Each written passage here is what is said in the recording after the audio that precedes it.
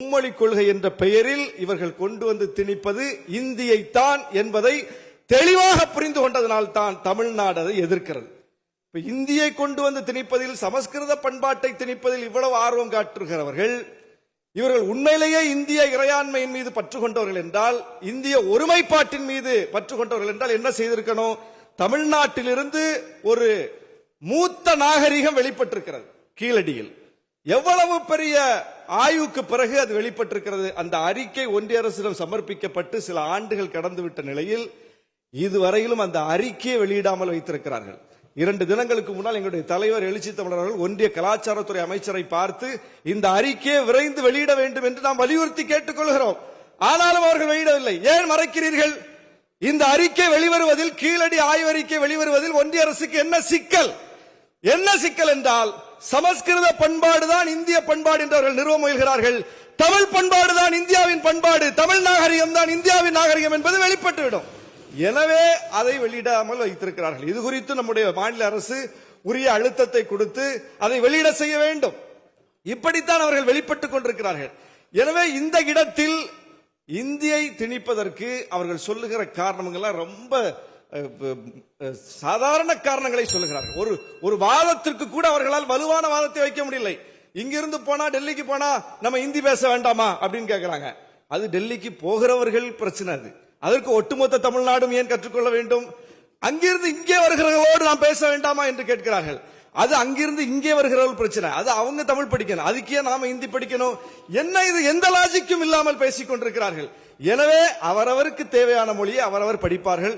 உலகம் முழுவதும் 100க்கும் மேற்பட்ட நாடுகளில் இந்த தமிழர் இனம் பரவி வாழ்கிறது. அங்கங்கே போய் அவங்களுக்கு தேவையான மொழியை படிச்சுக்கிறாங்க. நல்ல நல்ல பொறுப்புல இருக்காங்க. மிகப்பெரிய உச்சத்தில் இருக்கிறார்கள் தமிழர்கள். அப்படிப்பட்ட இடத்தில் தமிழர்கள் போய் அங்க வேலை செய்யறதுக்கு அதை படிக்கணும், இங்க வேலை செய்ய இதை படிக்கணும்னு சொல்லி இங்கிருந்து கற்றுக்கொண்டு அனுப்பவும் முடியாது. அங்கிருந்து வருபவர்கள் யாரும் அப்படி கற்றுக்கொண்டு வருவதும் இல்லை. இந்த யதார்த்தம் இருக்கும் போது ஒன்றிய அரசு இந்திய அடிப்படையில் இந்தியாவை ஒருங்கிணைக்க நினைக்கிறது. இந்தியை திணித்தால் இந்தியா ஒருங்கிணையாது. அது இந்தியாவை இவர்களே பிளவுபடுத்துகிற ஒரு அரசியல். அந்த அரசியலைத்தான் தொடர்ந்து செய்கிறார்கள். இது தமிழ்நாட்டில் ஒட்டுமொத்த கட்சிகளின் குரல்.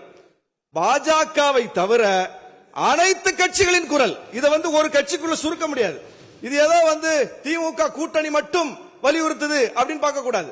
திமுகவுக்கும் அதிமுகவுக்கும் இடையில அரசியல் முரண்பாடு இருக்கிறது. ஆனால் 2 கட்சிக்கும் இதுதான் கொள்கை. விசிகாவுக்கும் பாமகவுக்கும் இடையில அரசியல் முரண்பாடு இருக்கிறது. ஆனால் 2 கட்சிக்கும் இதுதான் கொள்கை. தமிழ்நாட்டில் எல்லா கட்சிகளுக்கும் இதுதான் கொள்கை, பாஜகவை தவிர. எனவே தமிழ்நாட்டு மக்கள் அதை புரிந்து கொண்டிருக்கிறார்கள். இதில் உறுதியாக முதலமைச்சரின் கருத்தை நாம் வலுப்படுத்துவோம். தமிழ்நாடு அரசின் நிலைப்பாடுகளின் பக்கம் விடுதலை சிறுத்தைகள் நிற்கிறோம் என்று சொல்லி வாய்ப்புக்கு நன்றி கூறி விடைபெறுகிறேன். நன்றி. விபி நாகைபாலி. மாண்புமிகு பேரவை தலைவர் அவர்களே, செப்புமொழி 18 சிந்தனை ஒன்றுடையாள் என்று சொன்னான் பாரதி. இந்தியா என்பது ஒரு வானவில். வானவில்லில் பல வண்ணங்கள் இருக்கும். இந்தியா என்பது ஒரு மலர் தோட்டம். மலர் தோட்டம் என்று சொன்னால் அந்த தோட்டத்திலே மல்லிகைப்பூ இருக்கும், முல்லைப்பூ இருக்கும், ரோஜா பூ இருக்கும், சாமந்தி பூ இருக்கும். இப்படி தாமரைப்பூ இருக்காது. தாமரை பூவை மட்டுமே வைப்பதற்கு ஏற்பாடு செய்கிறார்கள். நாம் சொல்கிறோம் இந்தியா என்பது ஒரு வண்ண மலர் தோட்டம். இந்தியா எந்த நாட்டுக்கும் இல்லாத ஒரு சிறப்பு இந்தியா. பல நாடுகளிலே ஒற்றுமை குறித்து பேசுவார்கள், ஒற்றுமையாக இருக்க வேண்டும் என்று சொல்வார்கள். நாம் சொல்கிறோம் இந்தியா எப்படி சிறப்பான நாடு என்று சொன்னால், வேற்றுமை இருந்தால்தான் ஒற்றுமை.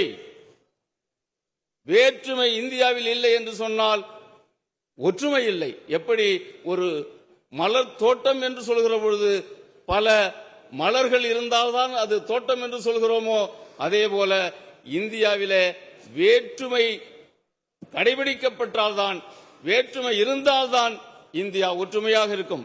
ஆகவேதான் நாம் சொல்கிறோம் வேற்றுமையில் ஒற்றுமை, அதுதான் இந்தியா என்று சொல்கிறோம்.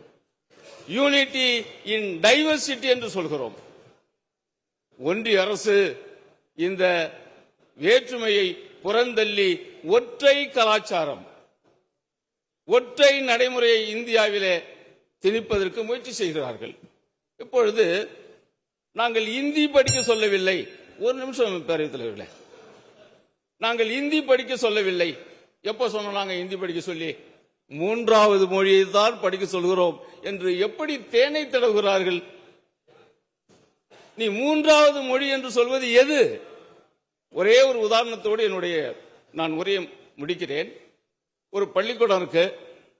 அந்த பள்ளிக்கூட வகுப்பறையில் ஒரு 30 மாணவர்கள் இருக்கிறார்கள். நீ என்ன சொல்ற? மூன்றாவது மொழி, இந்தியாவில் இருக்கிற மூன்றாவது மொழியை நான் படிக்க சொல்கிறேன், இந்தி என்று சொல்லவில்லை என்று சொல்ற. அந்த 30 மாணவர்களும் ஒரு 2 மாணவன் நான் குஜராத்தி மொழி படிக்கிறேங்கிறான். இன்னும் ஒரு 4 மாணவன் எனக்கு தெலுங்கு சொல்லி விடுங்கிறான். இன்னும் ஒரு 4 மாணவன் எனக்கு கன்னடம் சொல்லி விடுங்கிறான்.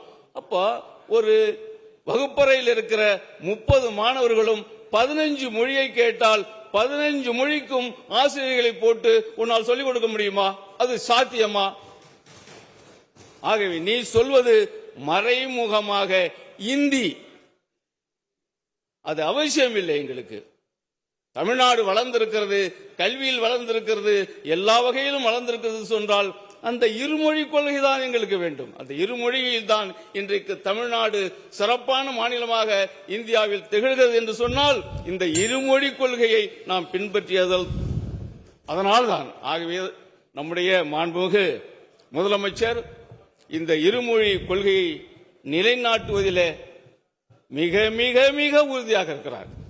2000 என்ன 10,000 கொடுத்தாலும் இருமொழி கொள்கை இல்லை என்று சொன்னால் அந்த பணம் தேவையில்லை என்று சொல்கிற உறுதி நம்முடைய முதலமைச்சருக்கு தான் வரும். ஆகவே நீங்கள் எடுக்கிற இந்த இருமொழி கொள்கையை தமிழகத்திலே நிலைநாட்டுவதற்கு நீங்கள் எடுக்கிற அனைத்து முயற்சிகளுக்கும் மார்க்சிஸ்ட் கம்யூனிஸ்ட் கட்சி உங்களோடு துணை நிற்கும் என்று சொல்லி இந்த தீர்மானத்தை முழு மனதோடு ஆதரிக்கிறேன். நன்றி, வணக்கம்.